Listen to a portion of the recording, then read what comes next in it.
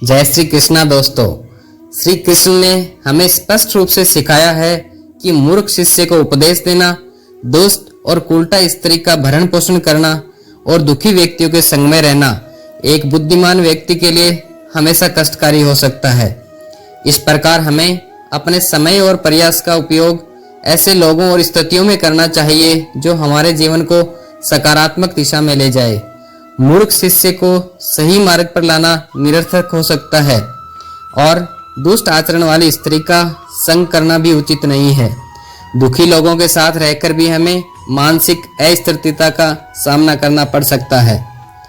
स्त्री के संदर्भ में श्री कृष्ण ने स्पष्ट किया है कि यदि किसी की स्त्री दुष्ट हो, उसके मित्र नीच स्वभाव के हों और उसके नौकर चाकर जवाब देने वाले हो, तो वह व्यक्ति हमेशा मृत्यु के निकट रहता है।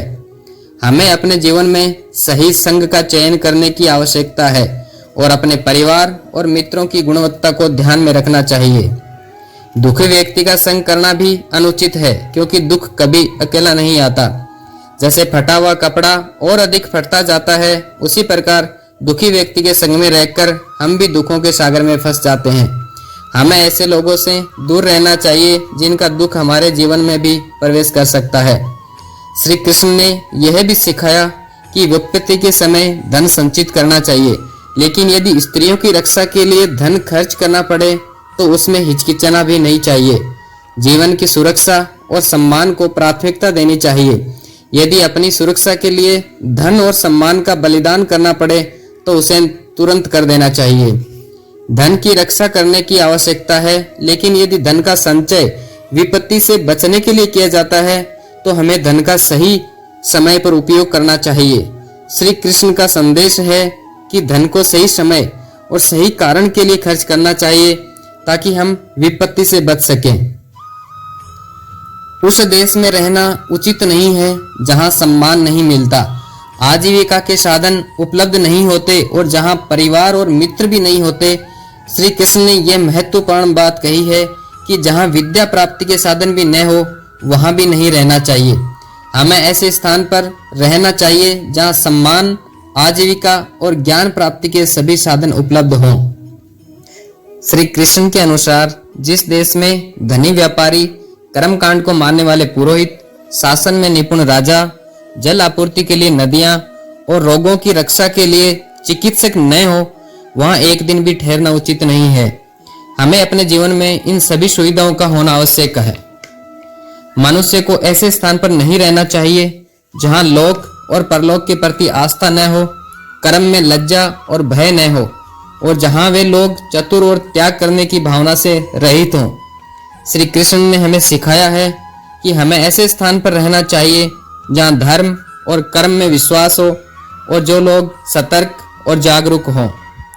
श्री कृष्ण ने हमें यह भी सिखाया कि असाध्य रोग, बुरी लत, भोजन की कमी, अकाल, शत्रु का आक्रमण, सरकारी अभियोग या प्रियजन की मृत्यु जैसी परिस्थितियों में जो लोग हमारा साथ देते हैं, वही वास्तव में हमारे बंधु बांधव होते हैं।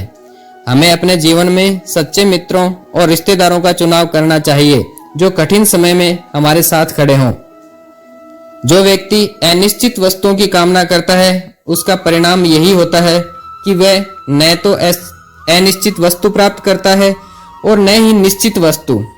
श्री कृष्ण का संदेश है कि हमें अपने जीवन में निश्चित लक्ष्य का चयन करना चाहिए और उसकी प्राप्ति के लिए प्रयासरत रहना चाहिए।